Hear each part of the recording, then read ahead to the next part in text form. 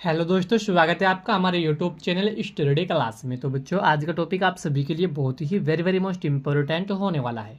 बच्चों, आज की इस छोटी सी वीडियो के माध्यम से हम आपको बहुत ही सिंपल सी भाषा में समझाएंगे कि संधि की परिभाषा क्या होती है, संधि का अर्थ क्या होता है, क्योंकि यह टॉपिक हर साल बोर्ड एग्जाम में बच्चों 1 या 2 नंबर्स में पूछ जाता है।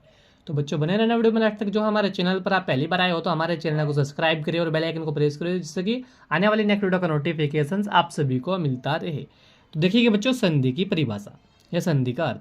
तो संधि का अर्थ देखिए, संधि का अर्थ होता है मेल या मिलाना। ठीक है बच्चों, यानी कि जब दो शब्द पास पास आते हैं तो एक दूसरे के निकटता के कारण पहले शब्द के अंतिम वर्ण तथा दूसरे शब्द के प्रथम वर्ण में अथवा दोनों में कुछ परिवर्तन हो जाता है। इस प्रकार होने वाले परिवर्तन को ही संधि कहते हैं। तो बच्चों, क्या होता है संधि का अर्थ या संधि की परिभाषा क्या होती है?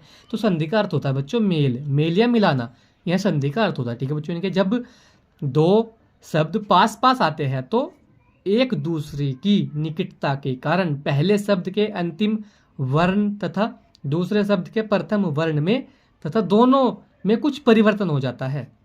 इस प्रकार होने वाले परिवर्तन को ही बच्चों क्या कहते हैं? संधि कहते हैं। जैसे कि बच्चों आप एग्जाम्पल के थ्रू समझेंगे।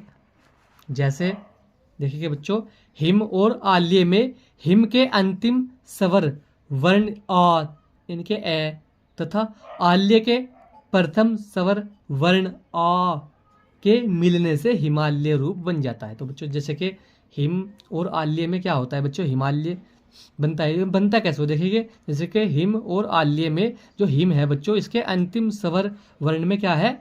ए है। ठीक है, तथा आल्य के अंतिम स्वर वर्ण में क्या है बच्चों? आ है। ठीक है बच्चों, यानी कि हिम में क्या है? ए है। ठीक है बच्चों, और आल्य में क्या है? आ है। ठीक है बच्चों, इसके मिलने से क्या बचेगा बच्चों? हिमालय बनेगा। तो यही संधि की परिभाषा या डेफिनेशन होती है। तो बच्चों, आज का टॉपिक हमारा यही था कि संधि की परिभाषा या डेफिनेशन क्या होती है। इस तरीके से यह टॉपिक आपसे किसी भी एग्जाम में, किसी भी एग्जाम कॉम्पिटिशन में पूछ लिया जाता है 1 या 2 नंबर्स में। तो हमने आपको बच्चों बहुत ही सिंपल सी भाषा में समझाया। तो वीडियो कैसा लगा, वीडियो को लाइक कमेंट शेयर करें। मिलते हैं ऐसे ही अगली एक वीडियो में, तब तक के लिए bye bye, have a nice day.